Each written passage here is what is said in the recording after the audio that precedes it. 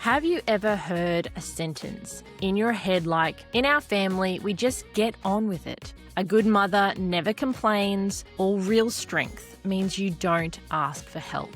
And felt your body sink a little, even as you kept going. Those sentences rarely start with us.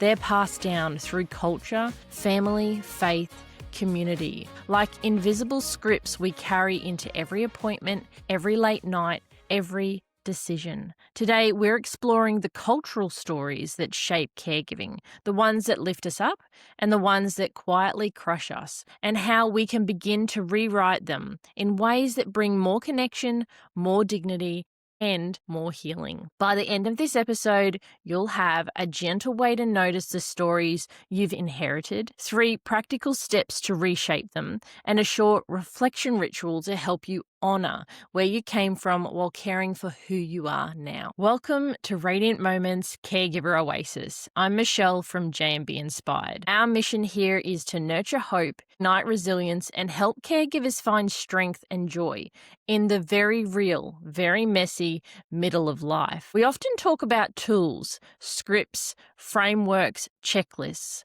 Today is still practical, but with a softer focus on stories. At J&B Inspired, we recognize that caregiving never happens in a vacuum. It's shaped by our cultures, our family's unspoken rules, our faith or lack of faith, and our histories of trauma or tenderness. Some of those stories are deeply supportive, like we look after each other. No one gets left behind. Others can increase pressure and shame. If you rest, you're selfish. We don't talk about feelings. You should be grateful, not overwhelmed. This episode is an invitation, not a demand, to gently hold those narratives up to the light. Keep what nourishes you and soften or release what harms you. What do we mean by cultural stories in caregiving? When I say cultural stories, I'm talking about patterns of belief and behavior that are so familiar we barely notice them. They're like the background music of our lives. They come from our family of origin, our community, country, or ethnic background, our spiritual or religious traditions,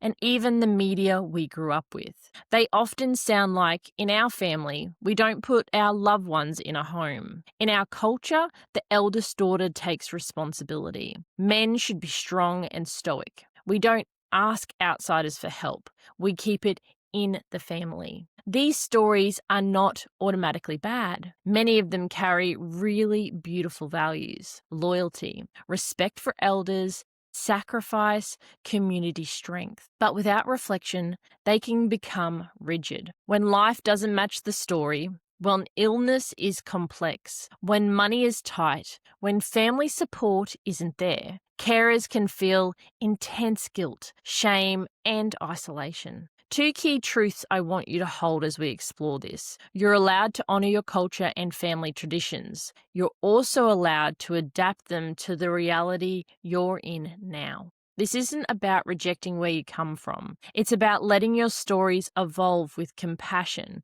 so they make space for you as well. Let's name a few common caregiving narratives that many people recognize. You might relate to some, none, or several. As I describe them, notice how they feel in your body and what they stir up emotionally. Narrative number 1. A good carer sacrifices everything.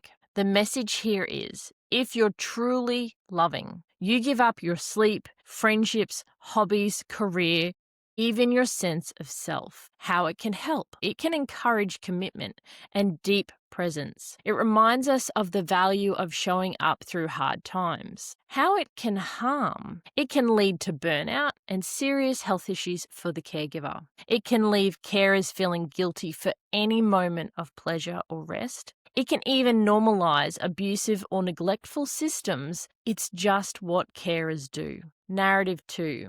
We don't air our dirty laundry. This message keeps struggles within the family. Don't talk about mental health, conflict, or overwhelm. How it can help. It can protect privacy. It can create a sense of solidarity. We face this together. How it can harm. It can stop you from seeking help or counseling. It can increase loneliness, especially if others in the family aren't emotionally available. It can keep systematic issues, lack of support, or unsafe care hidden and unchallenged. Narrative 3. The eldest daughter or son carries the load. The message. Birth order or gender automatically equals responsibility. How it can help. It can create clarity. Everyone knows the role, and sometimes it matches someone's natural strength in organization or care. How it can harm. It can put a disproportionate weight on one person. It can silence siblings or others who want to help, but assume it's not my lane. It can create resentment that may explode later. Narrative number 4. Faith or positivity will fix it. The message might be, if you believe or pray or manifest enough, things will be okay. Or if you stay positive, you'll attract better outcomes. How it can help. It can offer hope and comfort. It can help people find meaning in very hard circumstances. How it can harm. It can end up blaming individuals when illness progresses. Maybe I don't believe enough. It can invalidate grief or fear. Don't say that, it's negative. It can stop people expressing pain that really needs to be witnessed and held. You'll have your own versions from your own particular culture, your family, and your community. I encourage you to notice which narratives feel like a warm blanket you want to snuggle into, and which feel more like a heavy coat you've outgrown, but you're still wearing out of habit or obligation. To gently examine and reshape these narratives, I use what I call the S.T.O.R.Y reflection framework. S.T.O.R.Y stands for see, trace, own, rewrite, yield, let go, or soften. If you can bring one of your own stories to mind as we walk through this together. So see, notice the story. We can't change what we can't see. Take a moment and ask yourself, what sentences play on loop in my head about caregiving? What did I learn growing up about who is responsible, how we should act, what is shameful? You might write down a single sentence, such as, I must be available 24/7 or I'm failing. It's weak to cry in front of doctors. I should be grateful, not overwhelmed. Good parents don't complain. Don't judge it, just see it. T for trace. Next, trace where it came from, gently and without blame. Ask who or what taught me this. Family, culture, faith community, media. Did this story make sense in a different time or context? Maybe your grandparents survived war or displacement, where survival required extreme self-resilience.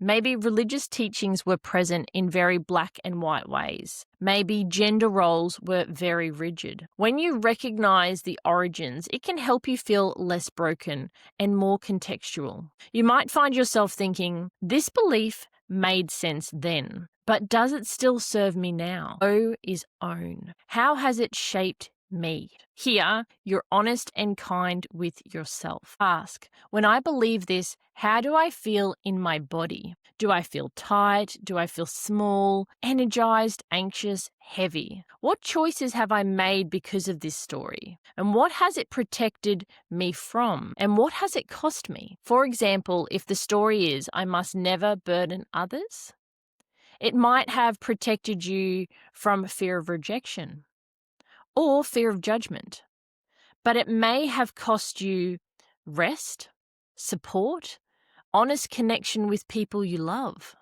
So owning impact is about understanding, not blaming, and that is both positive and or negative.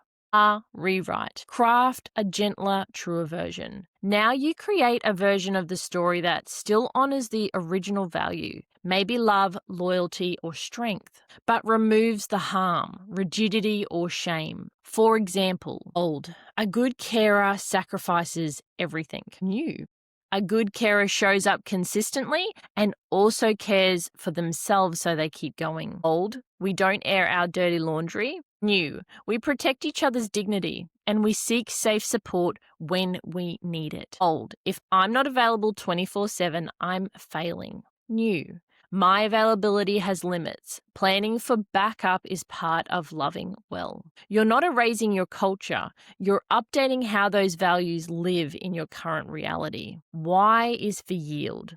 Let the old story soften. Yielding is the practice piece. It's where you catch yourself when the old sentences pop up. Pause and breathe. Consciously choose the new version. It might sound in your own mind like, I hear the old voice saying I'm selfish. I'm choosing the new story. I'm caring for my body so I can keep caring for them. This takes time. You don't have to force it. Just notice, breathe, and repeat. Over weeks and months, this gentle practice can look like less guilt when you rest, more ease when you ask for help, a deeper, truer connection both to your roots and to your current life. Let's bring this down into some very simple practices you can weave into real life. Nothing complicated, nothing that requires a retreat or a full free afternoon. Just small things. We'll look at 3: the one-line rewrite, ancestral gratitude and choice, and safe story sharing. Practice number 1. The one-line rewrite. This is a daily 30-second to 60-second action. Once a day, especially after a difficult moment, you can ask, what story just activated here? What's my one-sentence rewrite? Then say the new sentence out loud if you can. An example: old, I must push through. New, I'm allowed to pause. Old, crying is weakness. New, tears are how my body releases.